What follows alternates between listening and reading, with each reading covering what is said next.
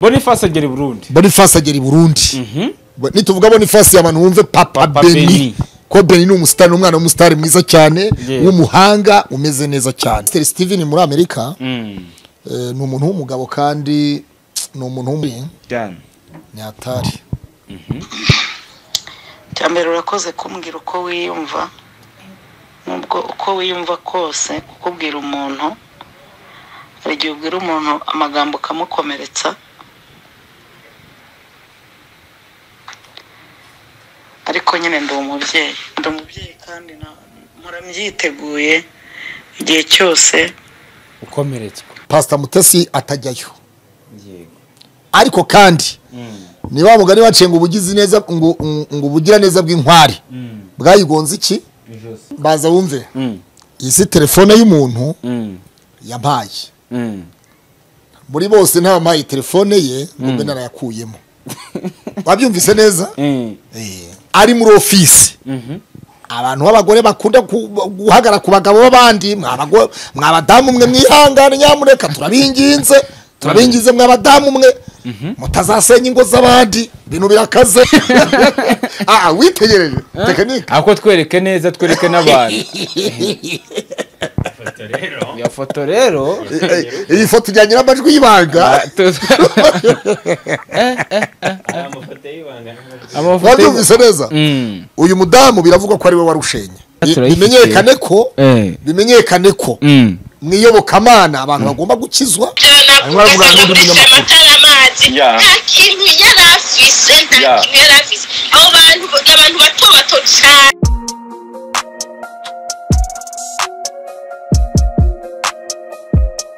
Impanuro TV, ishakiro ry'amakuru yizewe.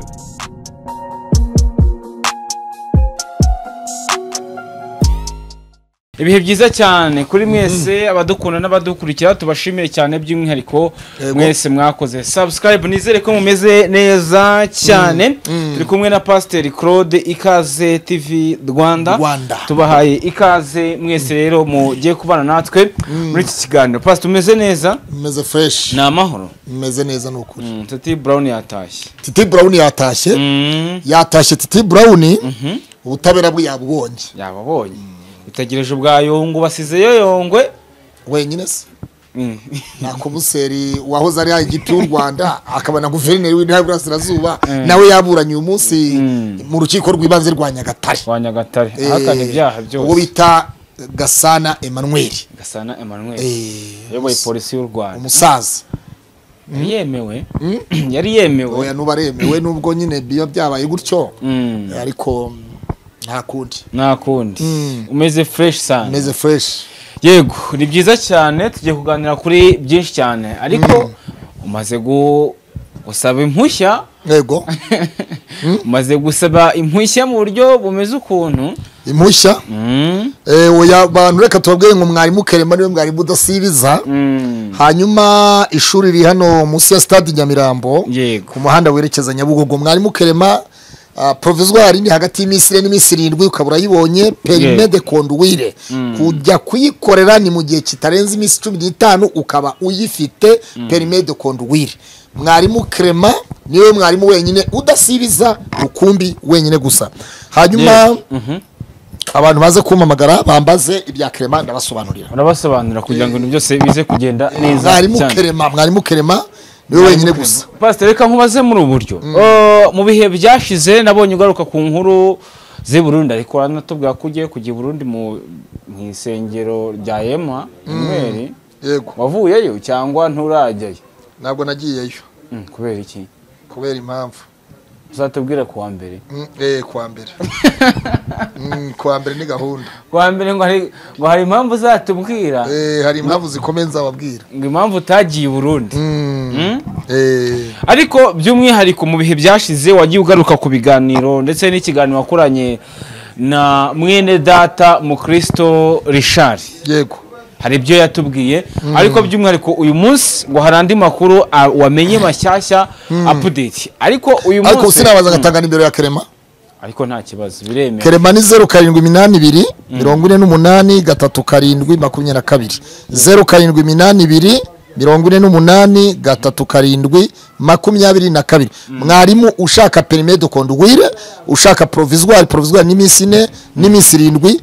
perime ni iminsi 15 ni mwarimu udasibiza niwe wenyine wigisha école hanyuma kandi ngo wishyura ari uko umaze kubona wishyura ari uko wamaze kubona perime yawe ntabwo wishyura mbere wishyura ari uko wabonye perime ushaka kuyatanga mbere washaka ukavuga uti nimara kuyibona nibwo nzishyura aya waba ari shuwa neza ko ugomba kuyibona mwarimu Kerema niyo mpamvu akubwira ati wowe uzishyura nyuma ariko ndamuntu ndashaka nawe ujyeyo nawe ujyeyo na press mwese mwerekezeyo uyu mwaka ugomba kurangira twabise kwa mwarimu Kerema ni hari Nyamirambo mu stade regional Nyamirambo ku muhanda werekeza Nyabugogo mwarimu Kerema rero wamuhamagara kuri iyo nimero bahaye hanyuma mukabona perime nziza b'abanyamahanga bafite perime z'inyamahanga mukene perime y'Inyarwanda mwese reka tubabwire ngo mwarimu Kerema niwe mwarimu wenyine utagira umusibire numwe twagiye shuri itagira umusibire nta musibire kwerekeza i Burundi mu bihe bijye bitandukanye nibyo twavugaga hari ikiganiro wakoranye na Mukristo Richard ariko mbere yaho yatanze ikiganiro kuri televiziyo yitwa Isimbi TV avuga ko kwa Sabe avuga ko umugore we yego yahukanye ibintu byose kandi abitwaye icyo kiganiro akora kirebye icyo kiganiro nakibonye ikiganiro nakibonye ndetse sinzi niba turi bubahe abantu turi bubaha amajwi y'ibanga niba turi buyareke tukazataga kwa amajwi y'ibanga ntabwo turayaha abantu aka kanya kubera ko hari ibintu by'ibitekinike diru presi ko mbona yagize n'ibigwamo ibyo ni ibikiburi urumva ndakubwiza ukuri scenario ya Mukristo Richard kugira ku rwego navuga ko ari adakanagira mu gihugu cy'u Burundi bitewe n'icyo kibazo uyu munsi Pastor Claude iyo scenario ihagaze gute gahunda ukuntu zimeze ariko ntubabaze wibuke ko ari umwana wa umwana wa nuza kandi uko zimeze tekinike ukuntu zimeze tekinike ukuntu zimeze umugore wa Mukristo Richard yego yari umukobwa akaba yarasengeraga mu itorero ry'uwitwa Pasiteri Citegetse Eric Bujumbura iryo zina abantu baryandika ahantu kuko ntaza kugaruka Citegetse Eric niwe wari umushumba w'uyu mugore wa Pasitoro Mukristo Richard cyangwa Profete Mukristo Richard wabyumvise neza noneho ukuntu byaje kugendera scenario Pastor Citegetse niwe washingiye cyangwa warambagirije Richard niwe wamushingiye mu rusengero yaramurambagirije aramushimira bamwe ati hano hari umukobwa mwiza akwiranye na Profeti Mukristo Richard ubwo yafite urundi rusengero akoreramo umurimo Mukristo Richard rutandukanye n'urwo naradahori church ni rya Mukristo Richard itorero yego ariko Citegetse nawe afite ishengero ry'itorero ryiwe wabyumvise neza bivuze ikirero aho ngaho niho Citegetse Richard Citegetse Eric yari umwe na Richard yari inshuti na Richard urumva yego nyuma yaho rero aza kumubwira ko yabengutse afite umwana afite umugeni mwiza mu itorero ryiwe ati nguhe pasi amuha pasi amaze kumuha pasi yamuhaye pasi agamije iki agamije ko Richard yubaka urugo rukaba rwiza bagatunganirwa umukobwa uzaba Profete kuko umugabo azaba ari Profete urumva yego hanyuma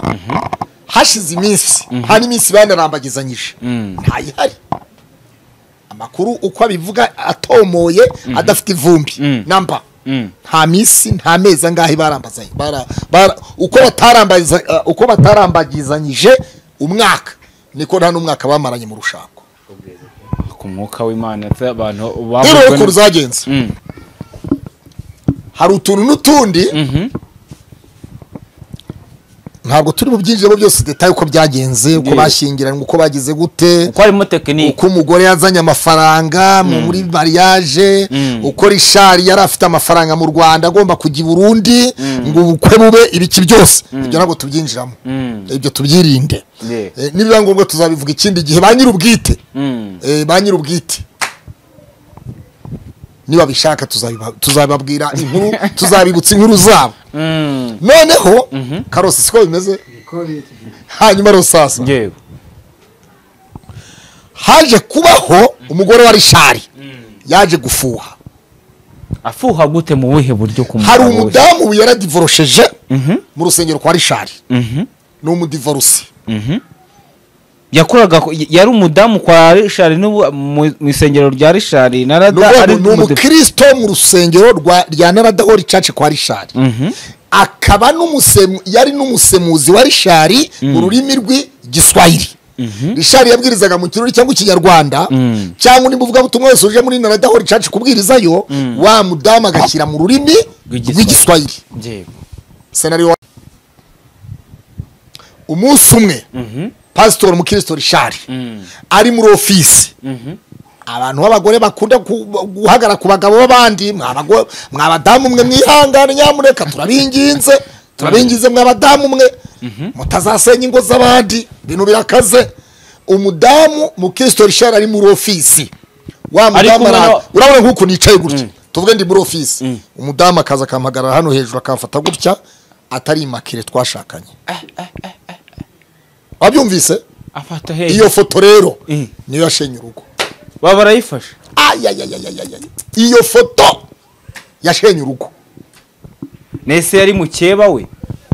wabyumvise pastor utarajya kuraho ngaho wenda naho wagiye ukora amakuru bahaye uwo mugore wari umusemuzi mu rusengero rwa mukristo Richard yari umukeba w'umugore wa mukristo Richard oya yari umuntu uze yari umusemuzi mu rusengero yari translator mu rusengero akunyereka iyo foto scenario nyereka iyo foto amufashe wagumyahose gumaho yewe technique dit we wabonye Karosi wabibonye umunsi wakinishije ibintu nk'ibi wicaye umugore akaguhagara hejuru zamenye ko kurudina zahita umugore uzahita rusenya iyo foto ndabona kaceceka witegereje tekinike ako twereke neza twereke n'abantu iyo foto rero iyi foto ijyanye n'amajwi y'ibanga wabyumvise neza uyu mudamu biravugwa ko ari we warushenye urugo rwa mukristo Richard urugo rw'umushumba rw'umuhanuzi twegereza kwa tukazuminga kaze kuba gatambuka mu kiganiro ariko aha ngaha bimenyekane ko mwiyobokamana abantu bagomba gukizwa hanyuma Richard si umusambanyi murekeraho Richard ni ifoto iyimwe gusa Yibanga niyo yashenye urugo rwa Richard ahubwo Richard ndaje muhamagare nona mubaze ku by'iyo foto ndamubaza ifoto igaragara hari umukobwa ariko se uwo mugore yamufashaho yari umudivorce n'ubundi mu rusengero ni umudivorce kandi ntabwo ibintu byo gufatwaho n'abadivorce rero yego hanyuma se ifoto madamu Richard aza guhita avuga uti ndahita ngenda kubw'ifoto yonyine wenda hari ibindi bimenyetso yabonye ko uwo mugore we na mukristo Richard hari ukundi kuntu byabaga wenda bimeze bitandukanye no kuba bahura mu rusengero araka umugore yarafushye muri uku gufuha k'uyu mudamu yafuhiye umusemuzi wa Richard urabyumva ko umusore nk'uyu nguyu reba umusore nk'uyu nka Richard wowe urabona adakeye wowe urumva afuhira uyu musemuzi wa Richard amaze kumufuhira rero atangira kuba atakijya mu rusengero kubera agahinda yari afite k'ifoto yabonye umugore w'umudivorce wo mu rusengero ahagaze hejuru afashe ku mugabo we nk'aho ari umugore na mugabo wabyumvise ubwo rero andi mabanga yandi abandi bayafite barayatubwira ko twebwe babarundi amajwi asigaye amajwi y'ibanga arahari urumva noneho umudamu atangira kuba ukundi kuntu yego ku buryo umudamu ati mu majwi y'ibanga ati Richard mu Kristo nige muntu wamwurije wamwiciye umuzimu wo kurira indege. Richard ntabwo yari umugabo wo kwiriza indege umugore twese ubundi Richard igenda abizi yarasanzwe yurira indege ataranashaka ataranashaka uramuzi Richard ndamuzi twabwizanyaga ubutumwa twajyaga mu Tanzania za Uganda n'ahandi ntiyari afite akaginga ho kuri indege itike y'indege yarayibuze Richard akaginga yaragafite agafaranga yaragafite ahubwo noneho birashoboka kwenda ubwo yuriraga indege ya bugufi noneho umugore yamwiciye umuzimo kurira indege yo kujya kure urumva aho rero biza kuba kimomo yego Profete Yes muzee amahoro y'Imana ndi mu kiganiro rero yego ubu noneho hari amajwi y'ibanga dufite n'ifoto yitwa Simusiga icyatumye urugo rwa rusenyuka twakigezeho twakibonye reka kumbwira first of all ikintu cya mbere yego ni ibintu bitatu ngiye kukubaza udusubize ufite umudamu mu rusengero wagusemuriraga mu rurimi rw'igiswahili ushyira mu kirundi cyangwa ikinyarwanda washyira mu giswahili umudamu mu rusengero wagusemuriraga umudivorce w'umudivorce gureretse kwatsa ibyuma ndi kuri telefone oya ntabwo ari umudivorce baramubeshya sinzi niba ari ibyo baramubeshyira ariko wari ubizi neza se mushumba cyane gose kabiri ese wakoresha umuntu utazi icya kabiri rero sasa ifoto uyu mudamu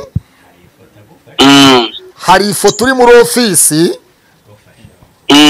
agufashe ku rutugu iyi foto bivugwa ko ariyo yashenye urugo rwawe mushumba rero nyuma yaho hari n'amajwi y'ibanga urumva hanyuma umugore wawe akimara kubona iyi foto iri mu bintu byababaje bitunuza umutima we arababara cyane hanyuma uyu mudamu aragira ati jyewe nasengeraga umudamu yasengeraga kwa Citegetse Eric Pastor Citegetse Eric uramuzi ndamuzi ngo ni nawe wabasezeranyije oya ntabwo ari we nawe bahaye pass Citegetse ahubwo yamuhaye pass sorry niwe ngo yabaye ngo pare ntabwo ari we nawe rwose urumva ayo makuru mufite rero ashobora kuba arimo ibihunga ntabwo ari sawa ntabwo yemewe oya ayo makuru harimo utuntu tugiye tuvangavanzemo sinzi kweri hanyuma Citegetse ngo yabaye pare wawe hanyuma ikindi umugeni niwe wagushingiye mbese mu yandi magambo ni papa w'umukobwa mu rusengero ibyo byose wapi ntabwo ari byo ntabwo yasengeraga kwa Citegetse reka duhukure nose gusengerayo yanshingira ati yari uwe nyine urumva umwana ubu mukristo umukobwa aturutse mu ishengero rya Narada akajya gushingirwa ubwo mpita mba papa ubwo n'igihe tumushingira uri papa w'umwuka mu buryo bw'umwuka mu buryo bw'umwuka spirituel father spirituel Eric rero ubwo ni father w'umugore wawe mu isi y'umwuka hanyuma yes bikavuga ko uyu mugore wawe ngo yari afite ku kantu k'inote yakoraga mu bazungu ayo makuru neza murayafite neza cyangwa nukuvuga ikintu mushize hanze umva kugira ngo ubyemere mukicarire neza dufite n'ifoto yawe polisi umva dufite n'ifoto yawe wahamagajwe uva ku rusengero umudamu ashaka kugenda bivuga yuko ngo wabwiye umukozi ngo acunge ko umugore ari bugende hanyuma waranaje uvuye ku rusengero uhagaze imbere y'umuryango iyo foto waba uyifite umugore wawe yambaye ipantaro nawe wifashe ku itama n'abapolisi baraho noneho rero alo yes murashobora kunyihangana hagati y'abaza kuri amakuru bejeje service ngiye gukora isaha imwe ndahita nongera mbavugisha ikibazo twari turi mu kiganiro ahubwo ko bivuga ko umugore wawe urumva ko nabibwiye abantu ngo urumva twari turi mu kiganiro ijambo rimwe bivugaho ijambo rimwe bivugwa yuko umugore wawe ngo mubaze gutana yakureze muri documentation ngo n'undi mupasitoro mwari mwaguranye nyine urumva yarigagwa ngo ubutunzi avuga yuko ngo n'imodoka ufite ngo ari imodoka yiwe ngo wayitwaye ahubwo tukibaza wayicanye ku bupaka gute niba yari imodoka yiwe imwanditseho kandi atagwaye uburenganzira urakoze cyane ayo makuru rero yose yitangaza kuyabona neza atari ivumbi uburyo umuntu yaba imodoka ariye ukayicisha ku mupaka atabyemeye urumva biracyari ibintu bimeze nk'ibihuha mureke ndaza kuza kuba amakuru neza aryoshye cyane sawa ndakubwiza ukuri ibintu bitazoroha aba yakimubwira iriya foto yafashe ifoto yayo n'amajwi y'ibanga ayumva harimo n'utuntu tutari ugeze igatara gutya hano hafi ndakubwiza ukuri ongera urumuri rwaryo ndakubwiza ukuri ni gahunda ko numva ari urakoze ayo ni amajwi y'ibanga ayo ni amajwi y'ibanga yes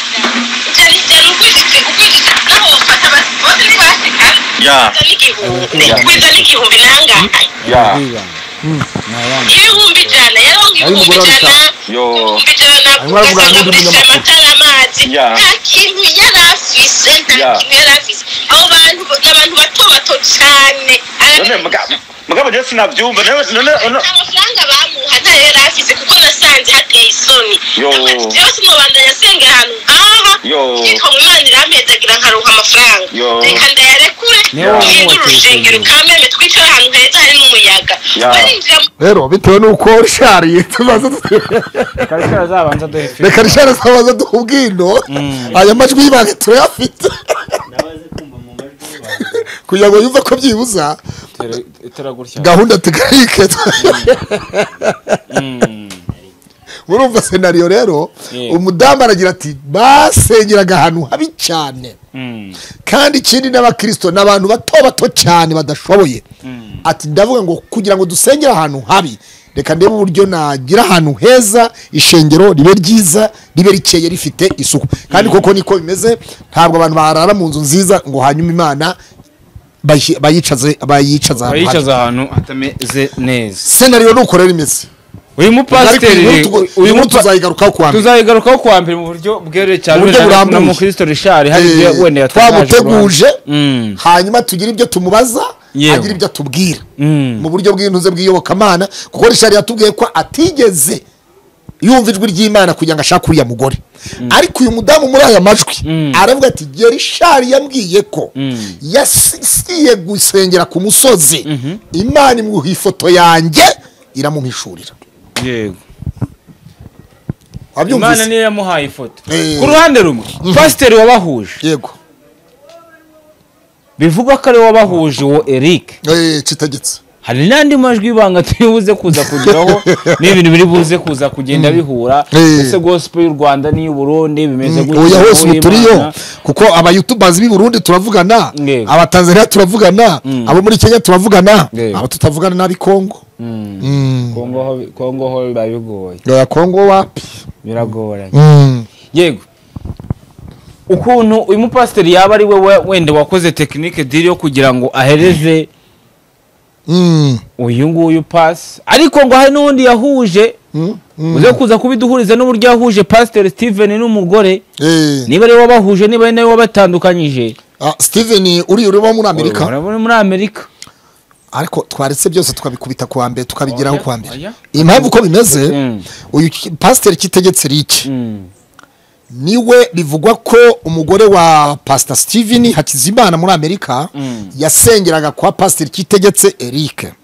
N'uyu mugore wa Mukristo Richard Pastor Prophet nawe niho yasengeraga. Ese uyu pastor ni uri guha abagore utanga abakobwa akabaha abapasiteri bagenzi nyine urumva pase zahozeho kuva kera hari icyo bita gupasinga abaranga bahozeho kuva kera ahubwo ni tumubwire ngo ni umuranga mwiza ahubwo ni umuranga mwiza nubwo atangwa abaranga bagatandukana twikomereze divorce zigatutumba ariko kandi ni divorce ariko uyu pasiteri nawe ni umudivorce nabyo tuzabigarukaho umugore wari Dubai wambere uyu mupasiteri w'Ibujumbura nyine citegetse riki nawe hari ifoto dufite y'umudamu ngo washenye ururugo wabyumvise aba pasiteri scenario rishari urugo rwe rwashenywe n'umudamu bivuga ko ari we musemuzi mu rusengero umugore yarafuye sindi scenario Pastor Kitegetse Eric nawe scenario nawe urugo rwe rusenywa n'undi mudamu nawe wo mu rusengero urumva aha rero tukibaza umurimo w'Imana umurimo w'Imana ukorwa ute Pastor Mutesi ni ugomba kuzubaka izo zose Pastor Mutesi oya Pastor Mutesi aremewe n'ubundi hari urugo tuzi yagizemo uruhare rukomeye umugore atabyemera w'uwo mugabo umupasiteri uruhe rugo waretse reka tunosheho gato uruhe rugo ahubwo biravugwa ko biravugwa ko evangeliste Singira nk'abo Boniface niwe wabaye pare wa Hakizimana Stiven biravugwa ko mu minsi yatambutse Stiven yagiye i Burundi na timu bagomba kujyana na Pastor Mutesi bagomba kujyana cyangwa barajyanye oya scenario kwivuga hari akantu kabaye nk'agatotsi ukuntu gatuma Pastor Mutesi atajyayo ariko kandi niba mugari wacenga ubugizi neza ngo ubugira neza bw'inkwari bwayigonze iki okay urakoze n'ikiganiro dushaka tugisoza oya ntabwo turi buze kugisoza hanyuma Singira nk'abo Boniface yajyanye na timu bagiye i Bujumbura mu buryo bwo kuganiriza umugore umwe w'umupasitoro ari wo uba mu gihugu cyo hanze umugore wa Stiven Eric oya ntabwo ari byo urumva yego ariko dushimire Pastor Mutesi ni umukozi w'Imana ni umubyeyi ni umwunzi kandi wunga ahavunitse bitameze neza Boniface agera i Burundi nituvuga Boniface abantu bumve Papa Beni ko Beni ni umusitari umwana w'umusitari mwiza cyane w'umuhanga umeze neza cyane Boniface rero na Pastor Mutesi ni bamwe mu bantu bubatse urugo rw'umuntu umwe washingiwe na Pastoro Kitegetse Eric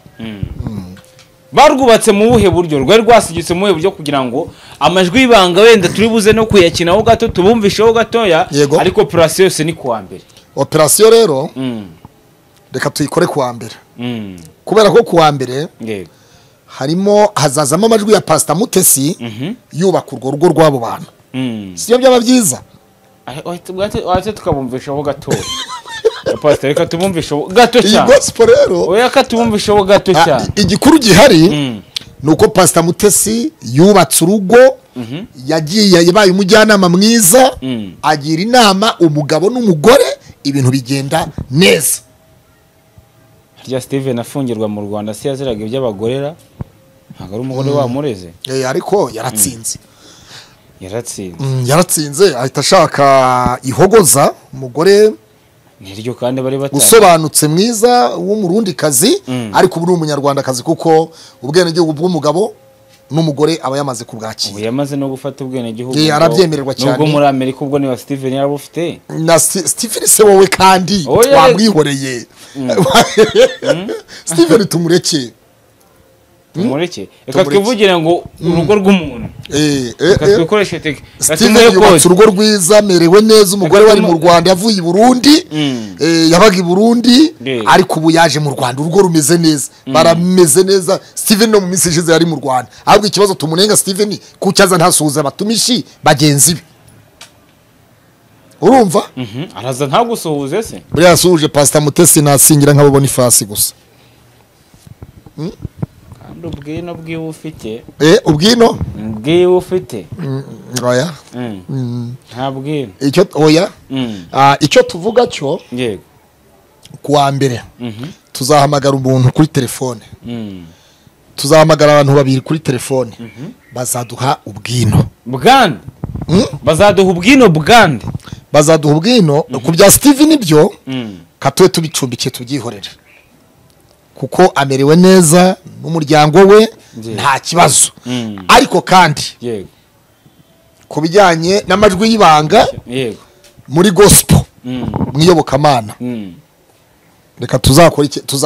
turakinaho gato cyane turakinaho gato kugira ngo abantu bumve ko anahari reka yemuza bakatubwira ngo amajwi tukazategereza ayo majwi tugaheho ngamajwi y'ibanga tukazayategereza tugaheba kinaho gato abantu bumve ko nayo majwi ahari bategereza operasiyo neza ku wa mbere tuzana ubwino bwose dushyira ubwino tumena umuceri dusanza ko bita ku mbehe ndakubwiza ukuri cyane nyatari cyambere urakoze kumbwira uko wiyumva nubwo uko wiyumva kose kukubwira umuntu hari igihe ubwira umuntu amagambo kamukomeretsa ariko nyine ndi umubyeyi kandi mpora mbyiteguye igihe cyose ukomeretswa nagize ishyaka ry'ibyiza ndabizi mbigiramo ingaruka yewe niyo bitaba kuri uburyo bwanyu bw'ubukwe bw'ibiki reka tubwire abantu kuwa mbere bumve ko amajwi ahari y'ibanga kandi so umutesi umugaraye muri ibi bintu koko oya ari jye ubimugaruyemo none se ko nta audio yampaye Stiven ko ntayo yampaye uyu muntu ko urumva mutesi w'imugara nyine banza wumve urumva ni umubyeyi wabyumvise neza umubyeyi iteka ni umubyeyi harabo yungaga Pastor Claude ibintu byizi ngo z'abantu ushaka kumena imiceri yabo hanze ukini n'amajwi y'ibanga akoze ko ari ibyaha ushaka kuzagenzwaho ibyaha banza wumve rero ba nyina amajwi ugiye guplay banza wumve iyi si telefone y'umuntu yampaye muri bose nta mayi telefone ye ngo narayakuyemo wabyumvise neza kandi ntayo wagiye kuwafata ngoya ntayo nabafashe ahubwo bo kuki batigirira ibanga ubwabo nyine mpamvu tudashaka kugira ibyo tuvuga bigize kubera ko ba nyiri ubwite n'abantu twubaha n'abantu twubaha kandi icyo dushima Pastor Mutesi tugushimire kubw'ubujyanama bwiza wa Boniface singira ngo tugushimire kubw'ubujyanama bwiza n'abantu bagiye kugira inama byari mbese ibintu ntibyari bimeze neza urabyumva neza nabyinga ariko sigaye bamo komisiyo urabyumva neza tonde mbere yo gushimira abantu hari gihe babagiye kuri komisiyo icyo tubwira abantu kuko harimo ngo nahatanzwe akaginga k'ibihumbi oya ibyo tubyihorere ibyo byihorere kuko bisigaye birimo komisiyo ikintu cyiza kiruta ibindi nuko imiryango muri iki gihe abantu bashinzwe imiryango ingo zifite ibibazo muri iyi minsi abantu bagomba kugira ariko kandi icyo dushima Imana kuruta ibindi nuko Yesu yaranesheje kandi ibirimo Yesu urugo rufite Yesu rwumva amagambo rugakomeza rugatambuka urugo rufite Yesu bararutuka bakagira gute ariko rugatambuka kuko rufite Yesu. So icyo twavuga ni kimwe, dushimire Pastor Mutesi, ni se urumva nta majwi nta mazina y'abantu twavuze, abo twasuhuje Pastor Stiven ari hanze muri Amerika, dusuhuza n'abandi, dusuhuza Citegetse, Pasteur umukozi w'Imana umushumba, Prophete Eric Mukristo Richard, nawe turamusuhuje, we turanavuganye mu kiganiro. Ariko kandi scenario umvise ko urumva we yaranivugiye mu itangazamakuru ati ariko kandi urumva kugira ngo ibi byose bigerweho no kubera Mukristo Richard yabivuze kuri social media. Urumva yavuze iby'umugore we niwe watangiye abivuga. Urumva bihereye ku isimbi biragenda biragira, nta nubwo umudamu aranagira ati muzumvisha abantu audio gato gusa, sinshaka ubundi kurambura kujya muri social media. Yavuze iby'abantu bakomerwa, ubu ni icyo abashatse kuvuga. Wabyumvise?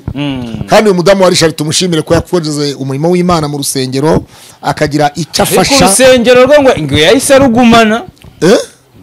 yahise arugumana kuzaho Mukristo Richard. Nyine urumva amakuru avuga yuko ngo umudamu ashobora kuba yaratanze n'ikirego mu buryo bumwe cyangwa se ubundi ku buryo babasha kuburana, ahubwo tukibaza Richard azaburana adahari. Ariko ibyo reka dukomeze gospel, aba gospel b'i Burundi, abantu bo mwiyobokamana i Bujumbura, dukomeza kuvugana nabo batubwira batwa-updatinga uburyo bumwe cyangwa se ubundi. Rero Damur ubundi twashimira abantu badukurikiranye, reka tubashimire. Ariko tutarasoza reka nkubaze kuri aka kantu gatoya wenda ngira amahirwe kandi ikindi wibuka ko Richard twamubaje tutese mu masengesho tubwira umaze iminsi usenga Imana, ntabwo witegura gusubirana n'umugore atoya, ntabwo uri atuzosubirana. Urabyibuka ko yabivuze? Yarabivuze. Ariko kandi dushimire Pastor Stiven muri Amerika, ni umuntu w'umugabo kandi ni umuntu w'umugabo, tumushimire mu buryo bumwe cyangwa se ubundi. Turamushimira ko yakoze iki? Oya, impamvu banza wumve, ni umuntu w'umugabo kandi wumva inama z'abantu bakuru kandi ushobora kujya inama nawe ubwe, wabyumvise mu buryo bumwe cyangwa se ubundi. Baraho bishyira umugabo wumva inama. So niyo mpamvu rero tubashimiye bene abo bose. Urugo rwiza ni ijuru rito, niko Bibiliya itubwira. Yego Pastor, reka nkubaze muri buryo wenda tunasoza ikiganiro cyacu. Nkubaze kuri no sijeho gatoya cyane mu bihe bitandukanye. Uri umuntu ukunda gukurikirana ibintu bijyanye n'amadini ndetse n'amatorero, kuko wagiye unashinjwa ubugambanyi mu matorero hamwe na hamwe mu buryo bumwe cyangwa se ubundi, ariko buriya babivuze bafite impamvu cyangwa se bafite n'ibyo bashingiyeho.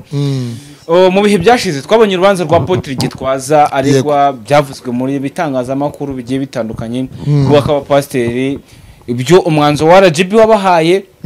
batanyuzwe nawo bakayoboka ibintu by'inkiko, bagambiriye ko Apotre Gitwaza yeguzwa. Ariko mu bihe bitandukanye Apotre Gitwaza hari imvugo cyangwa se imbwirwaruhameze cyangwa se mu ishengero bye hari ibyo yabwiye abakristo be mu buryo bugiye butandukanye ku bintu bijyanye n'abapasiteri. Yego, biriya bintu ni ibintu wafashe gute? Icyo navuga cyo ni uko Apotre Gitwaza ni umugabo w'Imana, ni umuntu mwiza,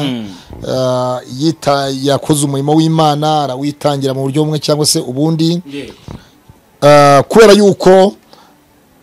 abapasiteri yagerageje kugira ngo afashe abapasiteri bagenzi be kugira ngo bakorane umurimo w'Imana. Batangiranye umurimo w'Imana wa Zion Temple, ariko founder wawo nyirizina na Apotre Gitwaza Dr. Yagiye abisobanura kenshi ko yavanye n'umuhamagaro ku mwaka wa Rwanda. Rero yaravuze ati itangazamakuru siryo ryanzamuye, siryo ryanyise Apotre, ntabwo ryo ryampamagaye mu buryo bumwe cyangwa se ubundi. Kuba barapasiteri bamujyanye mu nkiko uyu munsi bibaye ngombwa ko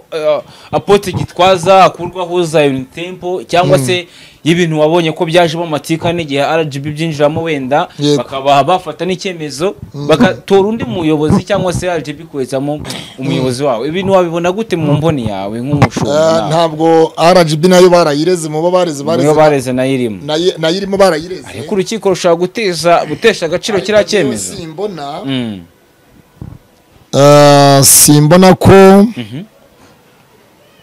simbona ko urukiko rwa ntabwo turabimenya ikizava mu rukiko ariko Apotre Gitwaza ni umukozi w'Imana aremewe mu magambo abiri gira ikibwira Pastor Mutesi na Stiven ubone twisoza ikiganiro cyacu tubabwire ngo operation ni kuwa mbere icyo twabwira Pastor Mutesi na Stiven urumva tuba turi muri gospel kandi baba barikize muri gospel urumva iyo bavuga ikintu cyitwa imbuga nkoranya mbaga no gufata voice record ukayoherereza umunyamakuru tiyaru bamaze kwinjira mu mbuga nkoranya mbaga no gufata ifoto yawe ukayoherereza umunyamakuru tiyaru bamaze kwinjira mu mbuga nkoranya cyangwa se bakagufotora cyangwa se ukohereza ikintu runaka kuri WhatsApp cyangwa se ukatega intuza umubiri wawe bakagufotora hanyuma ifoto bakayohereza ku mbuga nkoranya mbaga wabyemeye urumva so bivuze iki rero nka voice record ntishobora kuva muri telefone y'umwe muri bo ngo igende igere ku munyamakuru atari bo bayimuhaye yego ashaka no kuyiha inshuti ye ikamuta hanze okay ubwo urumva rero uko biri kose aba yamaze kuyiha abibonye mu mbuga nkoranya mbaga none se yakana kayo majwi atarayiwe bene uwo nguwo yabihakana ngo sa yanjye abarayiwe bivuze iki rero ahubwo igikuru ibintu by'urugo umugore mu kibana mu nzu umugore mu kiganira umugore wita umugore wawe wita umugabo wawe mu buryo bwe cyangwa se ubundi bene ibi ntabwo bikwiriye bene ibintu nk'ibyo ntabwo biba bikwiriye ngo voices zigende amafoto agende ibintu nk'ibyo amavideo ntabwo ari byiza so reka dushimire rero buri muntu wese udukurikiranye kuri Ikaze TV Rwanda Impanuro TV Karos TV na Kiranuka TV n'inzozi zacu TV abo bose reka tubabwire ngo turabakunda mwese kandi mwese umubyeyi Pastor Mutesi umushumba tumubwire arware ubukira tumwifurije kurwara ubukira uko biri kose ariko dushimiye Imana ahigejeje ikora ahageze kuri uyu munsi bitewe naho yaturutse mu minsi ishize akora accident ni ubona ko hatangiye kugira byibuza 90% turabishimira Imana Pastor Mutesi rero Imana umugisha turagukunda nabandi mwese Pastor Stiven twagusuhuje ahuri nawe n'umuryango wawe wose tuvuge ngo amahoro y'Imana abane namwe Ikaze TV Rwanda mukore subscribe ku Ikaze TV Ikaze TV ndetse inzozi zacu TV Impanuro TV Karos TV Kiranuka TV nakagaruka ciao ciao